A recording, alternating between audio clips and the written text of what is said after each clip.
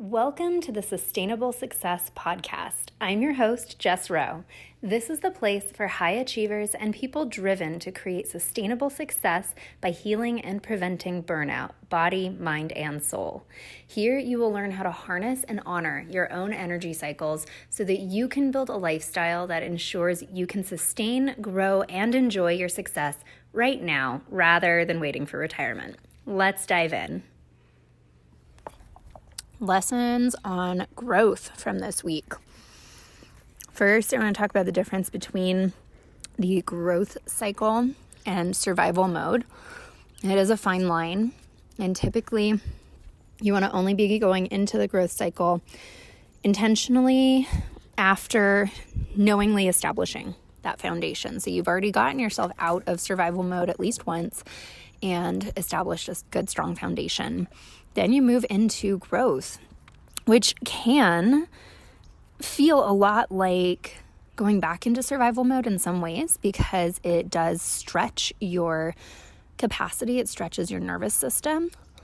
And it does run that risk of sending you back into survival mode if you aren't careful and just really practicing a lot of awareness.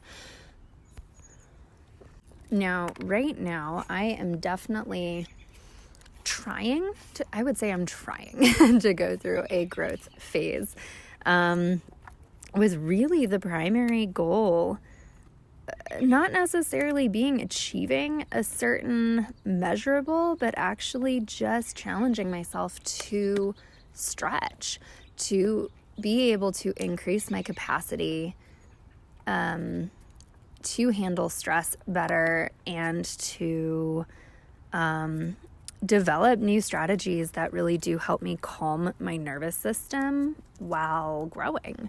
So I'd say that's kind of this is my first big foray into true growth, is really doing it intentionally. And it's not pretty. Like, let me be real clear on that one. It's not pretty at all.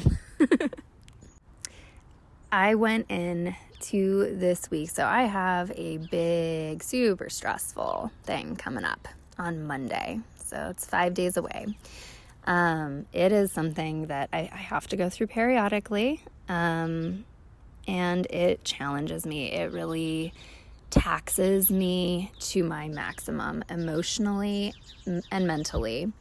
And it even creates a lot of physical pressure and stress, because that's just how my body works. My body works to help process emotional and mental issues. And so I have spent quite a long time actually just really preparing for it. So I've learned from the last few times I've done it. And so I've learned from that. I've put in a lot of work to be prepared moving into it. But as with anything, I think this is a true cycle that happens with literally everything, especially those challenges that tend to come up repeatedly for each individual person, where you learn from the challenge, you grow from the challenge, you put new strategies into place to try to implement what you have learned, and then you head back into that challenge, and the challenge recurs to allow you to put everything that you just did to the test, and so that you can then learn some more. It allows you to take it deeper and deeper each time, so that actually as you get deeper into the root of the challenge, you are growing immensely. But that's really challenging. That's not a pretty process, and it's not particularly fun when you don't get to just be done with the challenge. You're done for a time and then it comes back up again. But that is the nature of these challenges. They are there to help us grow. They are there to give us that opportunity. And that's really the mindset that you have to approach this with. I think that's what really keeps you going. That's what keeps me going for sure, is knowing that I'm going to come out of this with more knowledge, with greater depth of understanding, greater capacity. But in the meantime, let me talk about what's been going on this week that really are the lessons that I've pulled from this. Because that cycle that I just talked about, where you have the challenge, you learn from the challenge, you implement new strategies, and then you do the challenge again. Like that, we already know that. So let's talk about some of those other lessons that come up. And the first one is that illusion of control. And I want to be super clear. It's always an illusion.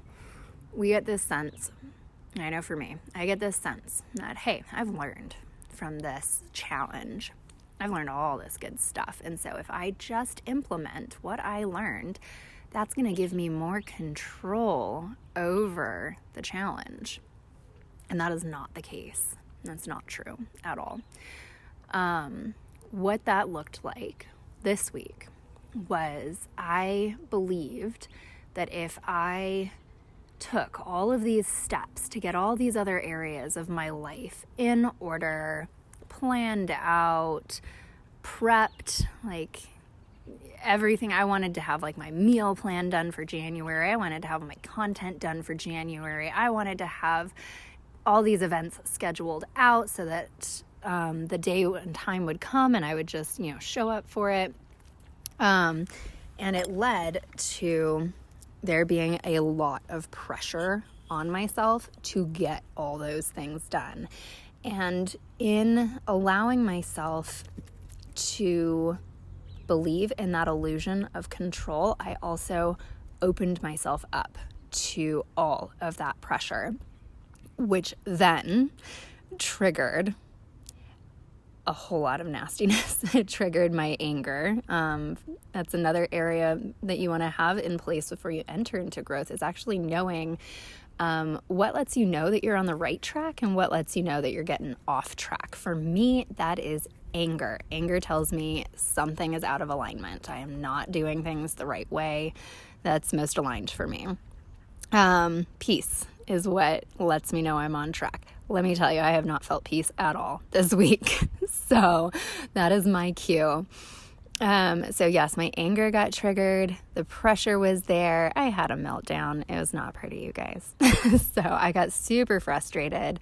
And what it comes back to as well is for me, these things have a nice way of triggering other cycles as well. So for me, I kind of went backwards and repeated it's my reflexive pattern. And I know so many of you also have this.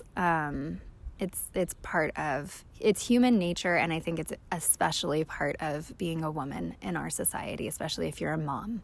And it's that idea that you need to do it all on your own, right? I was I got into task mode. I said, these are the tasks that are going to give me control over this outcome. And now I need to go do those tasks.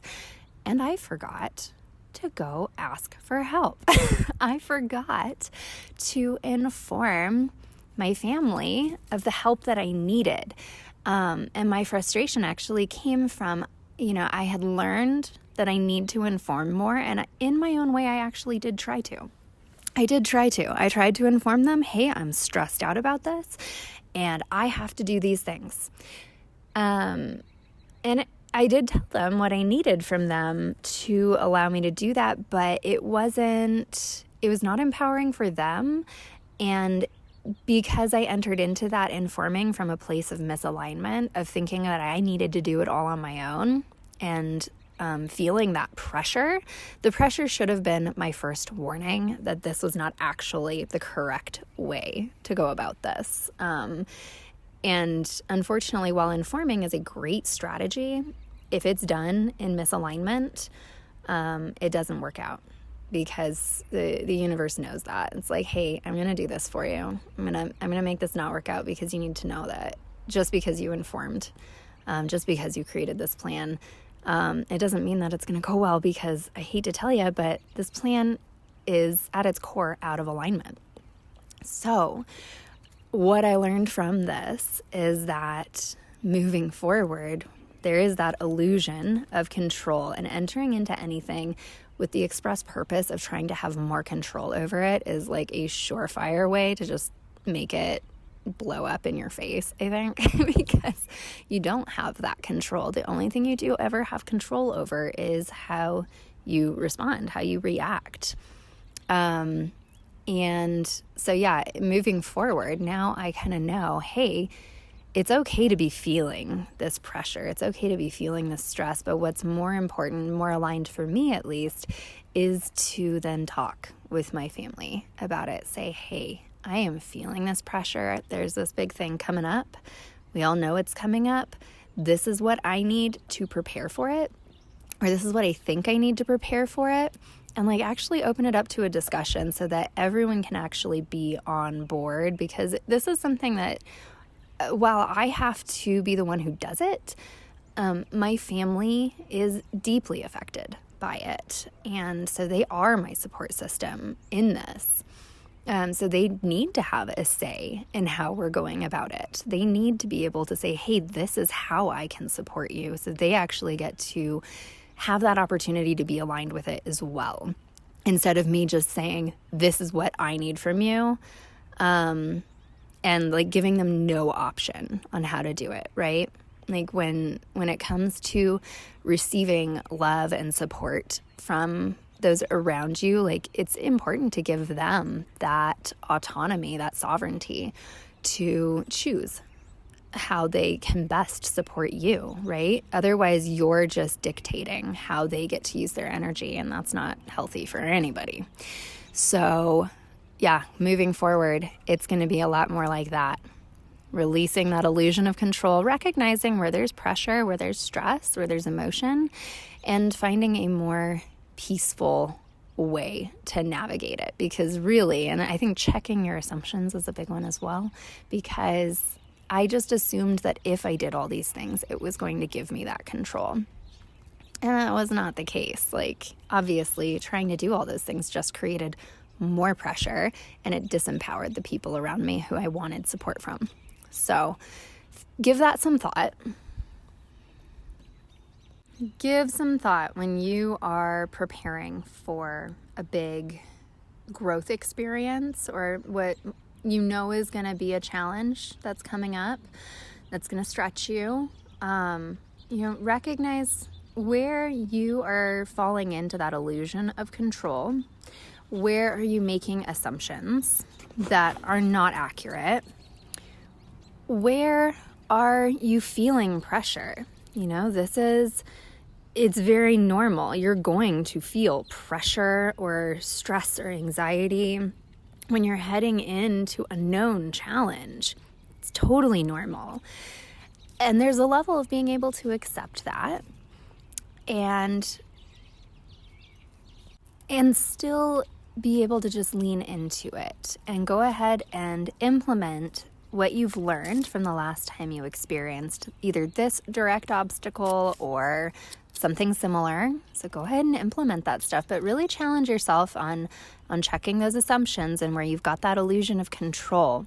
And then remember that you are not doing this alone, and enter into receiving help from those around you with that strategy of seeking to relieve the pressure, not by adding more pressure, right? But by having that conversation with them of telling them how you are feeling and what you think you're needing and how they would be able to best support you. Because remember, you are not doing this alone. And finally, always come back to your strategy of, your indicators that let you know whether you are on the right track, whether you're in alignment, or whether you are out of alignment. And usually a big indicator of that is going to first be the pressure. And this is where it differs from survival mode, right? Because pressure is always going to come with growth. But recognizing where you're adding to that pressure unnecessarily, recognizing where you are experiencing anger or frustration or resentment or bitterness, whatever your word is that guides you to knowing that this is not working the way you want it to. This is not in alignment. And then challenge yourself to find the approach that is in alignment, right? For me, my word is peace or calm. For you, it could be, satisfaction, fulfillment, whatever that word is for you. So if you haven't figured out those words, that's definitely where you want to start before you go diving into a growth phase. And then, just remember you're not alone. So that's that. Thank you so much for listening and being here today with me. I would love to hear your takeaways or where you're at with this, what your experience has been. So please feel free to head to the comments and share a little with me so we can get to know each other. And if you would like a checklist that will offer a framework for what all you really do need to have in place to support your sustainable success, go ahead and head to the description where you'll find a link to those checklists. So thank you again and have a beautiful day.